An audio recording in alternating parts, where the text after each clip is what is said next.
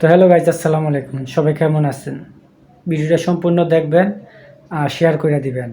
উনি হইছে গিয়া, যার ভিডিওটা দেখতেছেন, উনি হইছে গিয়া আমরা ছোটো থাকতে বিটিভিতে যে আজানটা দিত, আজানের পরে যে দোয়াটা হইতো, এই দোয়াটা উনিই বলতেন এই দোয়াটা। তো ভিডিওটা সম্পূর্ণ দেখবেন, শেয়ার করে দিবেন। رب هذه الدعوة التامة والصلاة القائمة آت محمدا الوسيلة والفضيلة والدرجة الرفيعة وابعثه مقاما محمودا الذي وعدته إنك لا تخلف الميعاد. হে আল্লাহ, এই পরিপূর্ণ আহ্বান ও শাশ্বত নামাজের তুমি প্রভু।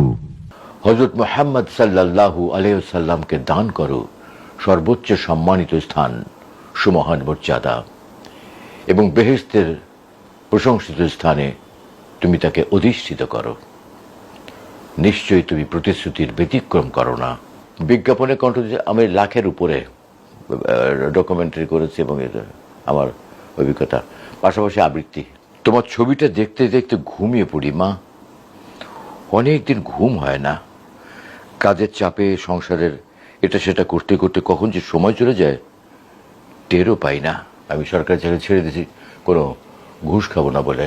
আমি আমার জীবনের শ্রেষ্ঠ কাজ যদি বলি, পবিত্র কোরআনের 30 পারা কোরআনের তর্জমা আমি করেছি। এটা এখান থেকে ওই 80 দশকে, যতদিন আল্লাহ হায়াত রেখেছেন আমি আল্লাহর পথে থাকতে চাই। আমি অন্যায়কে প্রশ্রয় দিতে চাই না কখনো। বহু মানুষ আমাকে ভালোবাসে, বহু মানুষ আমাকে শ্রদ্ধা করে, আমি তাদের কাছে সত্যি কৃতজ্ঞ। আমি আল্লাহর কাছে শুকর করি। আলহামদুলিল্লাহ ভালো আছি এবং আমি সবসময় ভালো থাকার চেষ্টা করি। আপনার বর্তমান যে অবস্থা, যে কর্মব্যস্ততা, যদি একটু সেটি নিয়ে বলেন। আমি তো কাজ করছি এখানে, মিডিয়াতে কাজ করি 55 বছর। 1970 থেকে আমার শুরু। আমার বাড়ি খুলনাতে, খুলনার বেতারের থেকে আমার শুরু। কিন্তু আমার অনুশীলনটা চলেছে যখন আমি ক্লাস 3-4 পড়ি, তখন থেকে। আমার কিন্তু কোনো ওস্তাদ ছিল না, নাইও, এবং কাউকে ফলো করতাম। একটা মানুষ যখন কোনো আর্টিস্ট হতে চায় বা যে কোনো জিনিস হতে গেলে তাকে কিন্তু কাউকে অনুসরণ করতে হয়, কারোর অনুপ্রেরণা লাগে। তো আমারও এরকম ছিল, কিন্তু সেটা তাকে আমি কখনো চোখে দেখিনি। আমি তার কণ্ঠ শুনে মুগ্ধ হয়ে তার মতো করে পড়ার চেষ্টা করতাম।